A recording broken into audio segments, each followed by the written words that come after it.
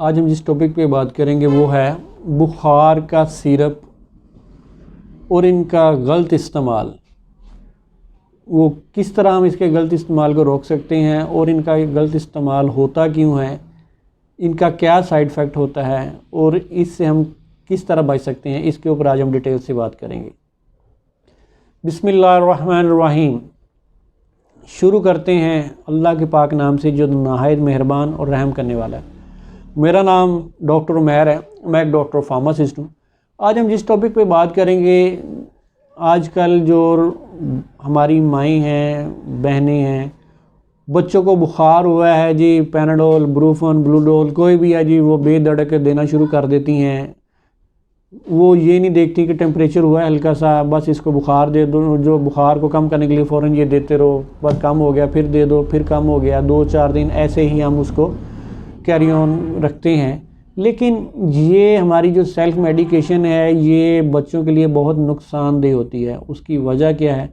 सबसे पहले तो हमें ये पता होना चाहिए कि अल्लाह ताला का जो कुदरती निज़ाम है उसमें कोई भी सिम्टम्स तब शो होता है जब हमारे इंटरनली कुदरती निज़ाम में जो है, जो नॉर्म रूटीन में चारों तरफ कहीं ना कहीं पे कोई गड़बड़ होती है, कोई भी डिफ़िकल्टीज़, कोई भी इन्फेक्शन, कोई भी इन्फ्लेमेशन किसी वजह से भी होती है, उसका जो सिम्टम्स है वो हमारी बॉडी पे शो होता है ये बुखार की सूरत में। अब वो हमारी जो है उसमें निमोनिया भी हो सकता है, उसमें चेस्ट इन्फेक्शन भी हो सकती है, उसमें मलेरिया भी हो सकता है, उसमें थ्रोट इन्फेक्शन भी हो सकती है, उसमें स्टमक इन्फेक्शन भी हो सकती है, उसमें एलर्जी भी हो सकती है, उसमें कोई रिएक्शन भी हो सकता है। बहुत सारी ऐसी ये कॉम्प्लिकेशन है जिसकी वजह से हमें ये बुखार होना शुरू हो जाता है। अब हमारी जो आम रूटीन में जो हम सेल्फ मेडिकेशन पे जाते हैं, हमारी माएँ बहनें क्या करती हैं कि वो जी बुखार का पैनाडोल का सिरप देती रहती हैं, बुखार उतरता है फिर चढ़ जाता है, उतरता फिर चढ़ जाता है। उससे क्या होता है कि उससे जो इन्फेक्शन अगर कोई हुई होती है तो वो स्प्रेड कर जाती है, जिससे वो कॉम्प्लिकेशन ज़्यादा बढ़ जाती है।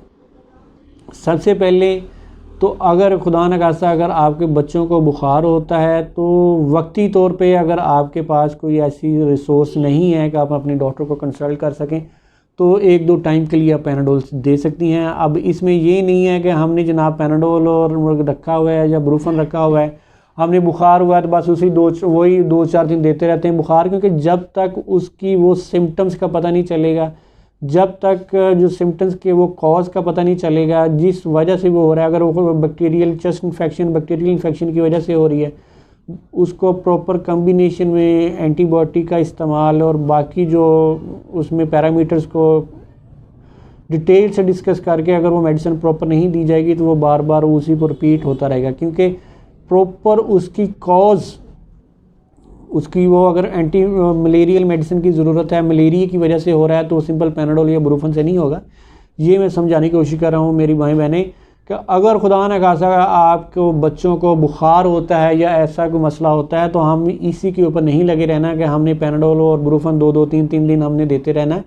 उसको प्रॉपर वे में चेक करवाएं, चेक करवा के उसके मसला क्या है वो आइडेंटिफाई करें। टेस्ट से हमें पता चलेगा इसकी ये मलेरिया है, नमूनिया है, चेस्ट इन्फेक्शन है, थ्रोट इन्फेक्शन है, क्या मसला है, उसके मुताबिक इसकी प्रॉपर डोज एडजस्टमेंट हो के इसकी कम्बिनेशन में मेडिसिन दी जाए जिससे वो जो वजह है वो बेहतर हो जाए। क्योंकि सेल्फ मेडिकेशन से क्या होता है कि बहुत सारे साइड इफ़ेक्ट होते हैं। हमें जॉन्डस, हमारा जो ब्रूफन है बहुत तेज़ है छोटे बच्चों में, हमें ये इस्तेमाल जल्दी नहीं करना चाहिए क्योंकि जो जिगर में जो गर्मी है आइबोब्रूफन की वजह से, क्योंकि हमारी माएँ को डोज एडजस्टमेंट नहीं होती कि किस बच्चे को कितनी डोज एडजस्टमेंट देनी है, कितनी एज के बच्चों को कितना देना है, हम 1-1, 2-2 स्पून देते रहते हैं। तो उसमें एक तो वो हमारी स्टमक में और जिगर में गर्मी पैदा करता है जिससे हमारे जॉन्डिस होने के चांसेस बहुत ज़्यादा बढ़ जाते हैं। बच्चों में आजकल रेशो यही है सेल्फ मेडिकेशन की कि माएँ जो हैं वो सेल्फ मेडिकेशन पे जाती हैं जिससे उनका जॉन्डिस हो जाता है, उनका स्टमक डिस्टर्ब हो जाता है, उनको लूज, डायरिया, मोशन या कॉन्स्टिपेशन होने के चांसेस होते हैं।